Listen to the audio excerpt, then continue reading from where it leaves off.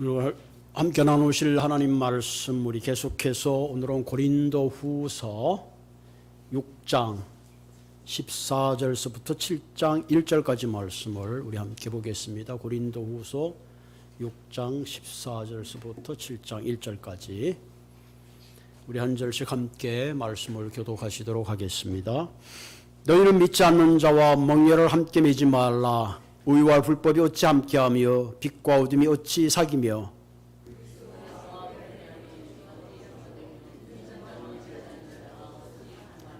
하나님의 성전과 우상이 어찌 일치되리요. 우리는 살아계신 하나님의 성전이라. 이와 같이 하나님께서 이르시되 내가 그들 가운데 거하며 두루 행하여 나는 그들의 하나님이 되고 그들은 나의 백성이 되리라.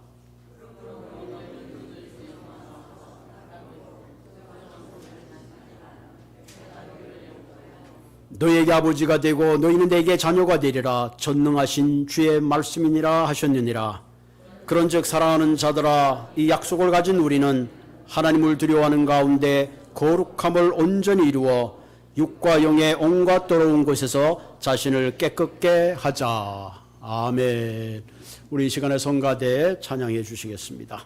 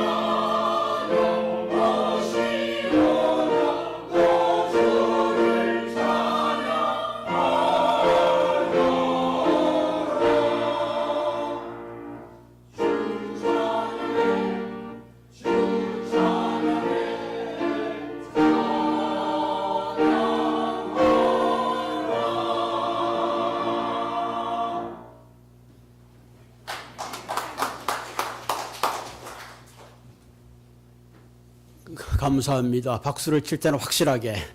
다시 한번.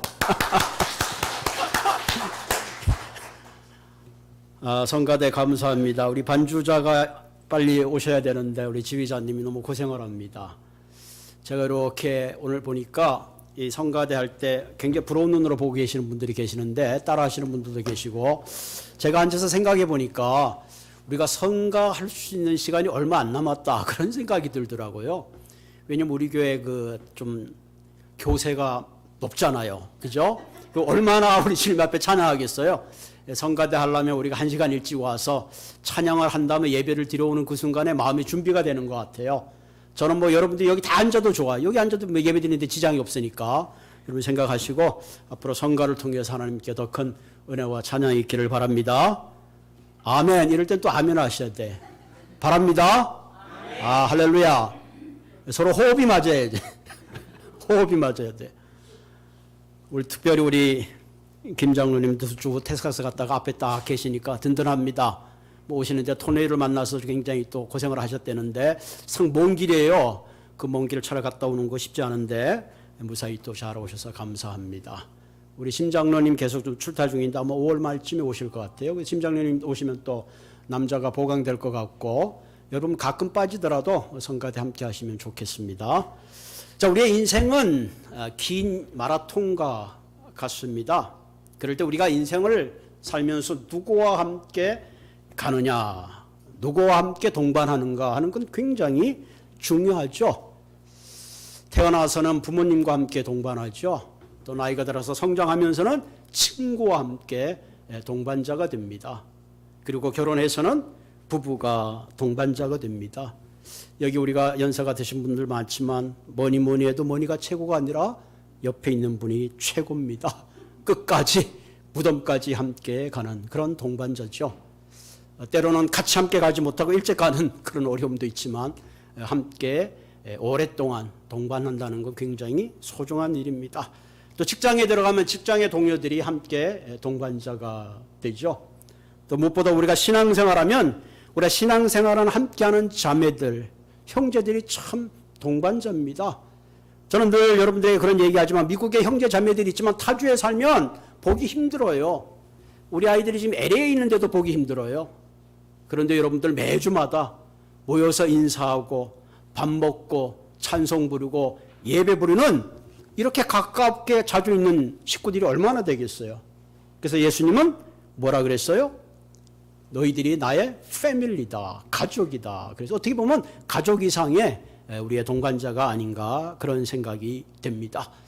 우리가 인생을 살면서 동반자와 함께 가는데 어떤 동반자에게 큰 유익 있는 동반자가 있고 어떤 동반자는 그렇게 큰 유익이 되지 못하는 그런 동반자들도 간혹 있습니다.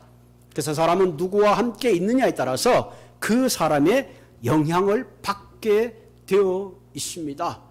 나는 절대로 그런 영향을 안 받는다 그러지만 사실은 받게 되어 있어요. 동화하게 되어 있습니다. 그래서 우리끼리 유유상종이라는 말을 사용하잖아요.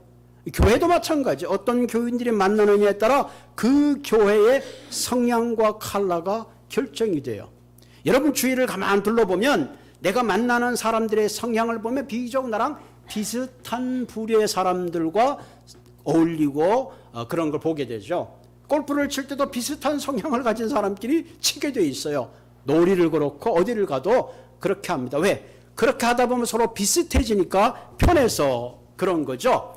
이런 걸 심리학자는 스톡홀름 신드롬이라 그런 그 전문적인 단어를 붙였습니다. 스톡홀름 증후군이라 그러죠. 신드롬이라 그러는데 실제로 이건 뭐냐면은 내가 피해를 입었는데 때로는 그 피해 입은 사람과 함께 있다가 보니까 내게 피해 준 가해자에게 뭔가 동정의 감정이 생기는 그런 것을 말합니다. 실제로 이 스톡홀름 신드롬은 1973년도 스웨덴의 수도인 스톡홀름의 한 뱅크에 은행 강도가 들었어요. 그 은행 강도가 인질을 잡고 경찰과 대치를 했습니다. 무려 6일을 함께 숙식을 하면서 경찰과 대치했는데 151시간을 함께 먹고 자고 있었다 그럽니다. 마지막에 경찰의 대치가 끝나서 드디어 이 사람들이 석방이 되었죠. 자, 인질이 석방이 되었으면 당연히 은행 강도에 대해서 굉장히 분노해야 되고 굉장히 그렇게 화를 내야 되는데 불구하고 오히려 그들에게 연민의 정을 느끼고 오히려 경찰들이 그들에게 막 진압하고 구타하는 모습에 대해서 오히려 반감을 가지는 모순적인 태도를 보였다는 거죠. 왜? 일주일 동안 먹고 자면서 아마도 이 은행 강도들이 왜 강도질을 해야 되는지 거기에 대한 어떤 감정적인 그런 또 연민이나 그런 게 생겼겠죠. 그렇게 동화되는 겁니다. 그것이 스톡홀름 증후군이라 그럽니다.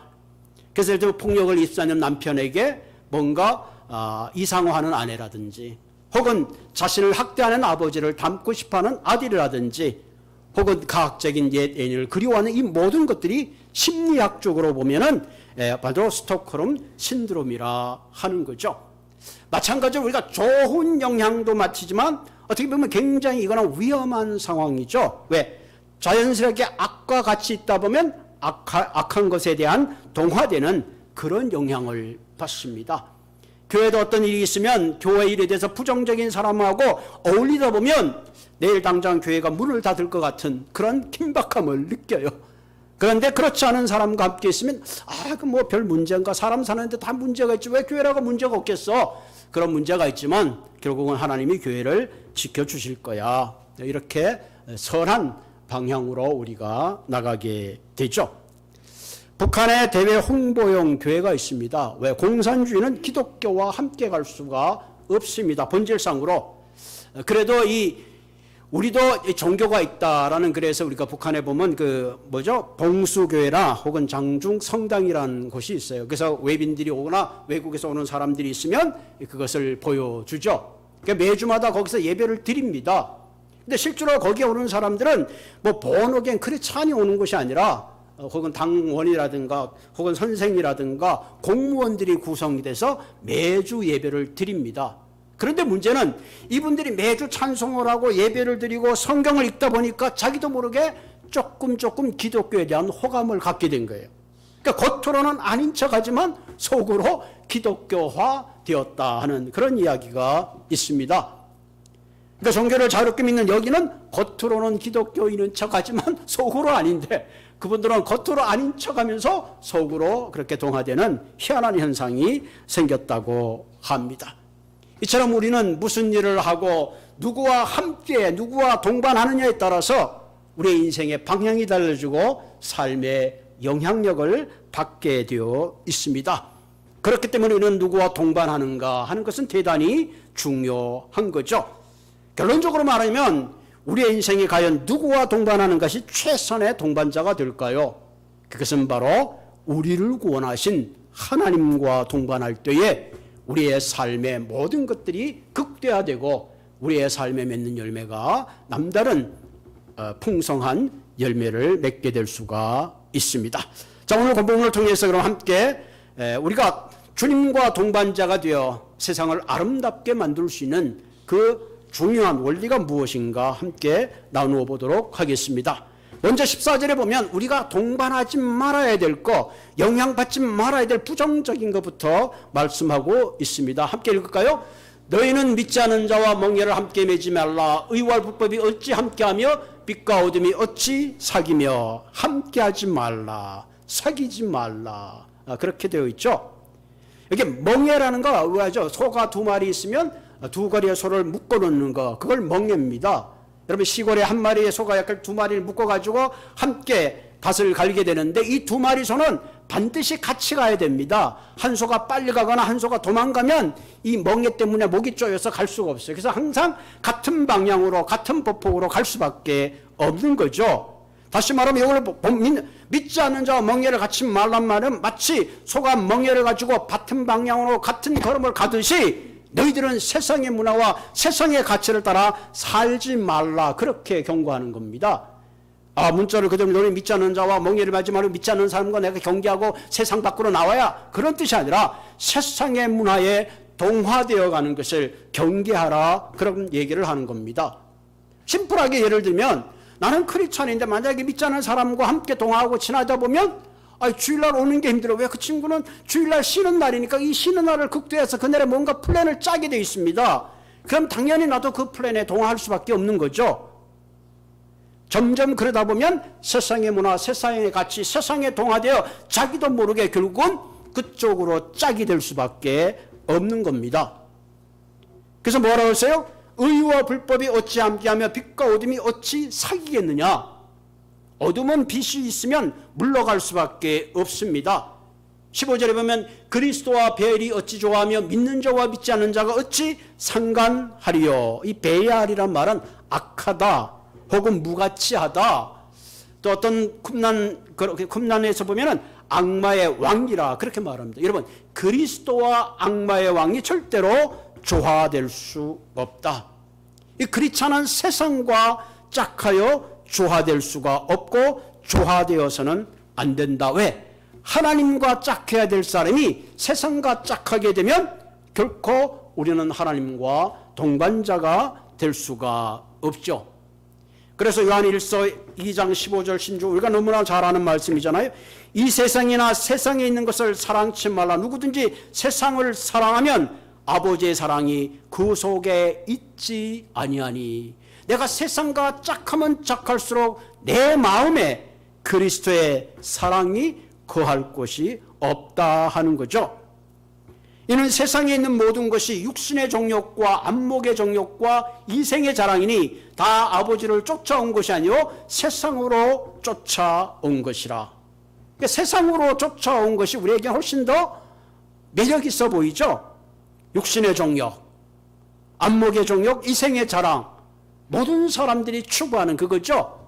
마치 아담이 선악과를 보니까 육체적으로, 안목적으로, 이생적으로 자랑만한 가치가 있어서 따먹는 순간에 사실은 그렇게 된 것이 아니라 그 반대로 되고 말았죠.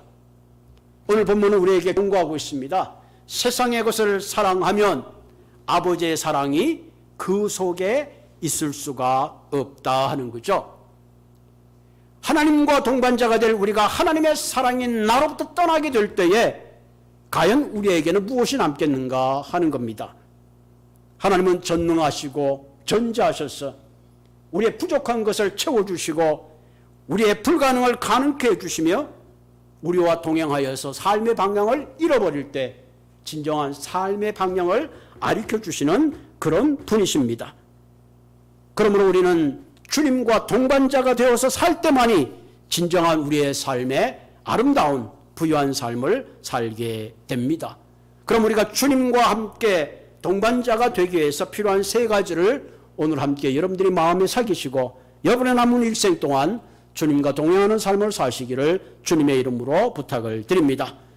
첫 번째 우리가 깨달아야 될 것은 내 자신이 바로 성전된 자신의 신분임을 확인해야 합니다. 오늘 본문 16절을 읽어볼까요? 하나님의 성전과 우상이 얼치하려 우리가 살아계신 하나님의 성전이라. 와, 따라합시다. 우리가 살아계신 하나님의 성전이라. 여러분 한번 이 말을 곰곰이 생각해 보세요. 이 말은 뭐예요? 심플하게 내 안에 하나님께서 계신다. 내 안에 성령님이 계신다. 다시 말하면 당신은 템플 오브 리빙과 당신들은 하나님의 거룩한 지성소다 하는 거예요. 여러분 우리가 지금 육체적인 모습을 갖고 있지만 오늘 성경은 분명하게 말하고 있어. 우리는 하나님의 살아계신 성전, 하나님의 살아계신 성전에 하나님의 지성소에 하나님의 거룩한 곳을 모시고 살아야 되는 우리가 거기에 우상을 버리고 우상을 모시고 세상의 정욕대로 안목의 정욕대로 살아간다면 그 안에 어떻게 하나님의 거룩하심이 임재하시고 거할 수가 있겠느냐 하는 겁니다. 그래서 고린도전서 3장 16절 17절 이렇게 말하죠. 너희가 하나님의 성전인 것과 하나님의 성령이 너희 안에 거하는 걸 알지 못하느냐. 누구든지 하나님의 성전을 더럽히면 하나님이 그 사람을 멸하시리라. 하나님의 성전은 거룩하니 너희도 그러하니라. 아, 그렇구나. 내 안에 주님이 계시는구나. 내 안에 성령님이 계시는구나. 이 자체만 우리가 늘 잊지 않고 기억해도 우리의 삶의 자세가 달라질 것입니다. 내가 무엇이간데 나를 구원하셔서 내 안에 성령님이 와 계시는구나 하는 거죠. 하나님의 임재가 나와 함께 한다고 생각할 때 얼마나 우리 놀랐습니까?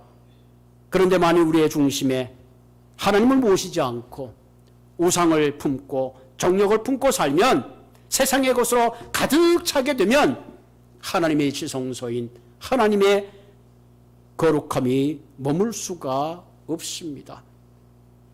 우리의 마음의 지성소에 하나님이 머물지 않게 되면 결국 어떻게 될까요?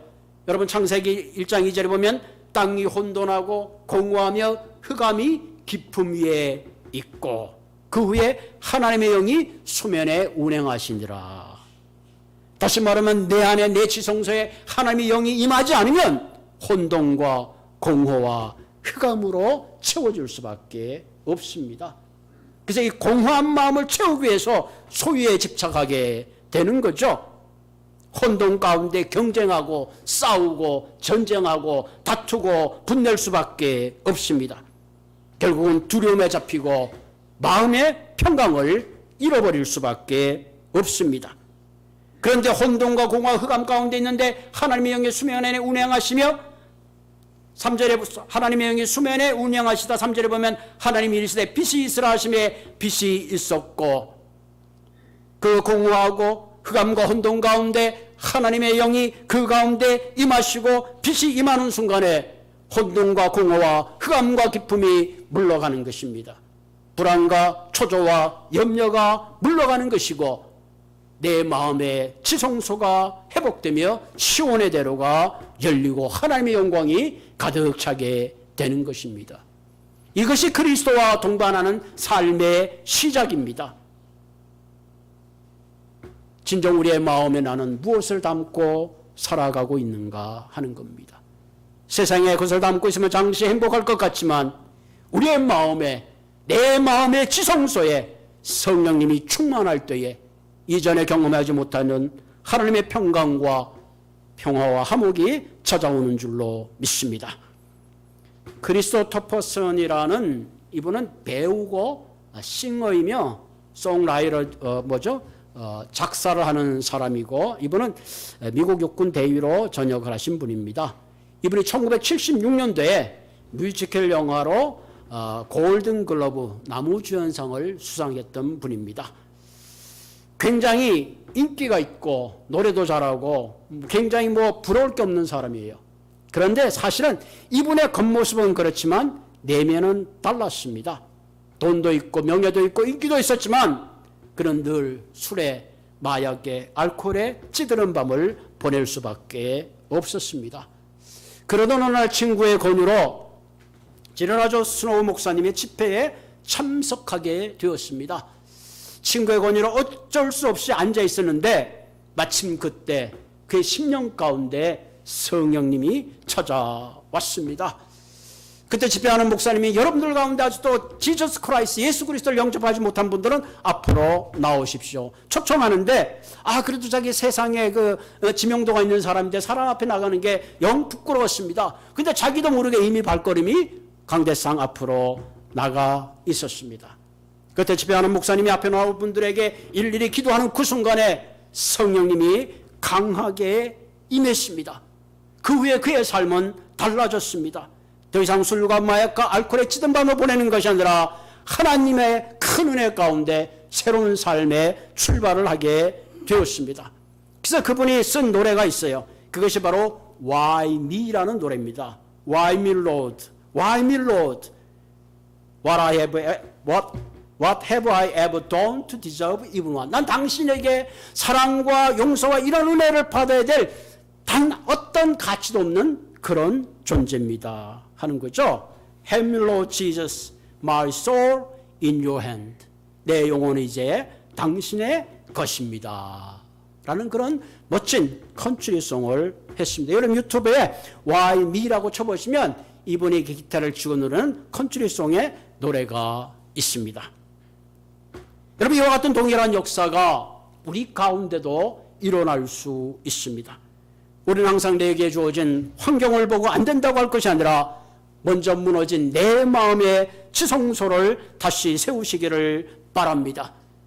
세상과 짝하는 마음이 아니라 주님과 동행하며 내 가운데 임재하시는, 내 마음의 지성소에 임재하시는 그 주님 앞에 온전히 여러분들의 마음을 들이시는 그런 삶을 살 때에 우리는 주님의 진정한 동반자의 삶을 살 수 있으리라 생각되어집니다. 자, 내 마음의 지성소가 회복되면 두 번째 우리는 하나님의 사랑의 약속의 말씀을 붙잡고 살아야 합니다. 여러분, 성경 전체는 사실 하나님의 약속의 말씀으로 가득 차 있습니다. 이 하나님의 약속이라는 것은 그냥 약속을 했다가 약속이 브로큰되는 게 아니라 그 하나님의 약속은 반드시 이루어지는 그런 약속입니다. 우리는 프라미스 하지만 때로 환경 때문에 그 프라미스를 지킬 수 없지만 하나님의 약속은 반드시 지키시는 그런 분입니다. 오늘 본문에 너희가 하나님의 성전인 것과 하나님이 너희 안에 거하는 걸 알지 못하느냐고 바울이 얘기한 것은 바울의 생각에서 온 것이 아니라 이미 그것은 하나님의 약속인 것을 구약을 통해서 인용하고 있습니다. 사실 바울은 누구보다도 율법의 전문가에서 왜 그에게는 가말리엘이라는 탁월한 율법학자의 선생이 있었습니다. 그리고 나중에 이 바울이 다메섹에서 살아계신 부활하신 예수님을 만나는 그 순간에 마치 율법에 있던 그 모든 약속이 그리스도 중심의 약속인 것을 깨닫게 된 거죠.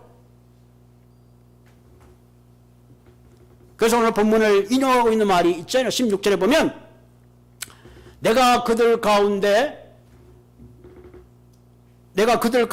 두루 행하며 나는 그들의 하나님이 되고 그들은 나의 백성이 되리라. 그런 말씀 있죠. 이 말씀은 레위기 26장 12절에 있는 말씀을 인용한 말입니다. 여러분, 이스라엘 백성들이 광야 생활할 때에 그들은 성막을 세우시고 하나님 그 성막 가운데 머물러 계셨습니다. 그리고 뭐라고 했어요? 두루 행한다. 두루 행한다는 말은 뭐예요? 내가 어디에 가든지 내가 너희와 함께 하겠다 하는 거죠. 너희들이 골짜기를 가든지 강을 건널 때도 어두운 사막을 갈 때도 내가 두루 행하시는 하나님이 너희와 함께 하겠다 하는 그런 약속입니다. 어디에 가든지 내가 너와 함께 하겠다는 약속입니다. 여러분, 이 약속을 붙잡는 것은 대단히 중요하죠. 내가 어디에 있든지, 내가 직장에 있든지 교회에 있든지 부엌에 있든지 어느 곳에 있든지 주님이 나와 함께 하시는구나 하는 거죠. 여러분, 세상의 동반자와 함께해도 우리가 마음이 든든한데 하나님이 함께 내 삶의 동반자가 되고 내가 어디에 가든지 함께 한다는 것은 실로 놀라운 하나님의 약속이 아닐 수 없습니다. 레위기 12장 13절에 보면 나는 너희 중에 행하여 너희의 하나님이 되고 너희는 나의 백성이 될 것이라. 나는 너희를 애굽 땅에서 인도하여 내어 그 종된 것을 명쾌한 너희 하나님 여호와라. 내가 너의 멍에에 빗자목을 깨뜨리고 너희로 바로 서서 걷게 하였느니라. 이스라엘 백성들의 모든 종의 명예를 벗기시는 그분이 오늘도 저와 여러분들의 삶에 동행하시고 함께 하실 줄로 믿습니다. 예레미야 3장 31장 1절에 보면 나 여호와가 말하노라. 그때에 내가 이스라엘 모든 가족의 하나님이 되고 그들은 내 백성이 되리라. 구약을 보면 끊임없이 하나님은 내가 너의 아버지가 되고 너희들은 나의 자녀가 되고 너희들은 나의 가족이 되리라고 수없이 약속해 주신다는 사실입니다. 예레미야에 있는 이 말씀은 흩어진 북이스라엘을 향하여 도저히 회복이 불가능하지만 결국은 내가 너희를 회복시켜서 너희의 가족이 되고 나는 내 백성이 되리라는 놀라운 약속을 해 주시는 것입니다. 우리 본문 18절을 볼까요? 18절에도 이렇게 인용했죠. 너희에게 아버지가 되고 너희는 내게 자녀가 되리라. 전능하신 주의 말씀이니라. 내 아버지가 되고. 속된 말로 육신의 아버지가 돈이 많고 권세가 있고 명예가 있으면 얼마나 굉장하겠어요. 그 오래된 영화인데 가장 그 대사가 이런 게 있어요. 부당한 제목이 뭐야? 부당한 뭔데 아들이 큰 검사인데 잘못을 했어요. 예? 뭐 뒷돈을 받고 좀 챙겼어요. 근데 그 아버지가 굉장히 명예가 있는 사람이야. 아들 보고 한다는 소리가 야, 뭐 사람이 그런 사람과 어울려? 그럴 수도 있지. 잊어버려. 또 새롭게 시작해. 그러고 어깨를 툭툭 쳐주더라고. 반대로 그렇지 않고 부정을 저지르는 형사는 막 진짜 사경을 하면은 죽는 처지에 된 거. 아버지 빽이 굉장하네. 그런 느꼈는데 오늘 성이 너희의 아버지가 되고 너희는 내 자녀가 되리라. 근데 이 말씀만 기억해도 우리 가슴이 설레잖아. 호세아 1장 10절에 보면 그러나 이스라엘 자손의 수가 바닷가의 모래같이 되어서 측량할 수 없고 셀 수도 없을 것이며 전에 저희에게 이르기를 너희는 내 백성이 아니라 한 그곳에서 저희에게 이르되 너희는 사신 하나님의 자녀라. 이 호세아서에는 보면 이 호세아 선지자에게 바람난 고멜이라는 부인이 있었는데 그 부인을 끝까지 가서 사랑을 고백하는 장면이죠. 뭐예요? 끝까지 바람피는 이스라엘 백성을 향하여 유다 민족을 향하여 하나님은 끝까지 그들을 찾아가서 그곳에서 내 백성이 아니라는 그곳에서 내가 너의 하나님이 되어주시고 너의 자녀가 되어주고 너의 편이 되어주고 내가 끝까지 너를 사랑한다는 사랑의 약속입니다. 우리가 이 사랑의 약속을 붙잡을 때에 우리는 하나님 안에서 진정한 자유를 느끼고 어디에 가든지 주님과 동반하는 삶을 살게 된다는 사실입니다. 때때로 우리의 삶이 하나님과 동반하지 않는 이유는 하나님이 나를 사랑하시고 나를 버리셨나 보다, 내가 이 모양으로 있으니까 더 이상 나를 거들떠보지 않는가 보다, 그렇게 착각할 때가 있습니다. 오늘 본문은 다시 한번 우리에게 약속하십니다. 그러면 우리의 주님의 동반자가 되기 위해서는 우리의 삶의 지성소를 바로 세우고 또한 나를 사랑하신다는 이 약속의 말씀을 반드시 붙잡으시기를 바랍니다. 하나님은 나를 사랑하신다. 하루에 한 번씩 말해서 하나님은 나를 사랑하신다. 그 순간에 우리의 모든 자존감이 회복됩니다. 누가 나에게 가십을 하든 누가 나에게 조금 싫은 소리를 하든 누가 나에게 조금 룩다운 하든 it doesn't matter. 근데 이게 큰 중요한 것이 아니야. 하나님이 나를 사랑하신다. 이 말은 나는 스페셜하다. 내가 스페셜한 것은 너는 스페셜하다고 하나님이 말씀해 주시기 때문에 그런 것입니다. 세 번째로 우리가 하나님의 백성으로 하나님과 동행하는 삶을 살기 위해서 가장 중요한 게 이것은 성결한 삶을 추구해야 합니다. 거룩한 삶을 추구해야 됩니다. 우리가 하나님 백성답게 살기 위해서는 반드시 구별된 삶이 필요한 것입니다. 본문 17절에 볼까요? 뭐라 그랬냐면은 그러므로 너희는 그들 중에서 나와서 따로 있고 부정한 것을 만지지 말라. 내가 너희를 영접하여 너희에게 아버지 되고 너희는 자녀가 되리라. 전능하신 주의 말씀이니라. 따로 있고 그러면 set apart, 구별해서 나오란 얘기예요. 성경에는 이 거룩하다는 게 굉장히 반복되어 있습니다. 왜 거룩함이 이렇게 중요한가? 그 해답은 하나님은 거룩한 분이시기 때문에 그렇습니다. 이 말은 레위기 19장 2절의 말씀을 인용한 말씀입니다. 너희는 이스라엘 자손의 온 회중에게 말하이로 너희는 거룩하라. 이는 나 여호와 너희 하나님이 거룩함이라. 거룩함이라. 우리가 그분과 동행하기 위해서는 구별된 거룩한 삶을 향하여 나아가야 합니다. 왜? 그리스도께서 친히 보혈을 흘려주심으로 말미암아 우리 죄를 씻어주시고 우리를 거룩하게 하심으로 하나님 앞에, 거룩하신 하나님 앞에 나아갈 수 있는 길을 열었습니다. 이것을 신학적으로 우리는 의롭게 되었다, 칭의란 말을 사용합니다. Justification by faith. 예수 그리스도를 믿음을 통해서 그분이 우리를 의롭게 여겨주신다면, 그분이 나를 의롭게 여겨주신다면 우리는 의로운 삶을 향하여 매일매일 달려가야 합니다. 내가 온전하니 너희도 온전하란 말은 퍼펙트하라는 얘기가 아니에요. 매 순간 의로운 삶을 향하여, 성화의 삶을 향하여 너희들이 스텝 바이 스텝 결심하고 나아가야 된다는 사실입니다. 하나님이 나를 구원하시고 하나님 나를 거룩하게 하셨다면 이제 우리가 해야 할 일은 나를 거룩하게 하신 하나님의 자녀다운 삶으로 우리가 매일매일 훈련하고 나아가야 합니다. 그것이 바로 거룩한 습관입니다. 이런 거룩한 습관이 내게 없으면 결코 우리는 성결하고 구별된 삶을 향하여 달려갈 수가 없습니다. 내가 주님과 동행하게 되면 내 자신이 먼저 알고 내 가족이 알고 주위에서 알게 되어 있습니다. 모세가 40절을 하나님과 함께 동행하고 내려갈 때 얼굴에 강청 안에서 사람들이 모세의 얼굴을 볼 수 없어서 수건으로 그의 얼굴을 가렸습니다. 주님과 동행하게 될 때 우리의 삶의 인격의 변화가 나타나고 그 인격의 변화는 얼굴로 나타나고 얼굴의 변화는 행동의 변화로 나타날 수밖에 없습니다. 오늘날 기독교가 자랑할 것은 교회의 크기와 재정의 크기와 그런 것이 아니라 내 삶이 온전히 주님과 동행하고 있느냐, 거기에 그리스도의 능력이 있고 거기에 세상을 변화시킬 수 있는 놀라운 힘이 바로 그 안에 담겨 있다는 사실입니다. 사랑하는 성도 여러분, 예수를 얼마나 믿었는가 하는 건 중요한 게 아닙니다. 중요한 것은 내 삶에 내 인격 가운데 내가 얼마나 구별된 거룩한 삶을 향하여 내가 한 걸음 한 걸음 노력하고 가느냐 하는 겁니다. 거룩한 삶이라는 것은 내 힘만으로 되는 게 아니죠. 내가 의롭게 되는데 하나님의 은혜가 필요했다면 내가 거룩한 삶을 사는데도 동일한 하나님의 은혜가 필요합니다.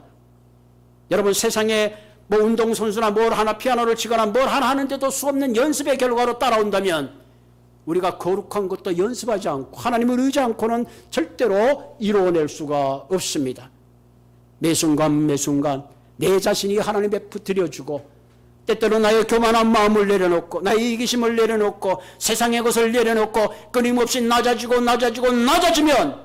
그때 하나님이 높여주시고 그때 주님께서 내 입의 말을 바꿔주시고 내 생각을 바꿔주시고 내 인격을 바꿔주시고 내 삶의 모든 관계를 새롭게 형성해 가시는 줄로 믿습니다.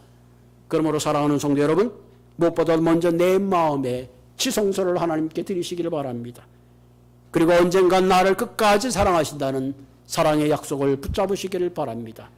세상이 그 어떤 유혹이 와도 영향이 와도 set apart, 구별되어 거룩한 길을 걸으시는 여러분이 되기를 바랍니다.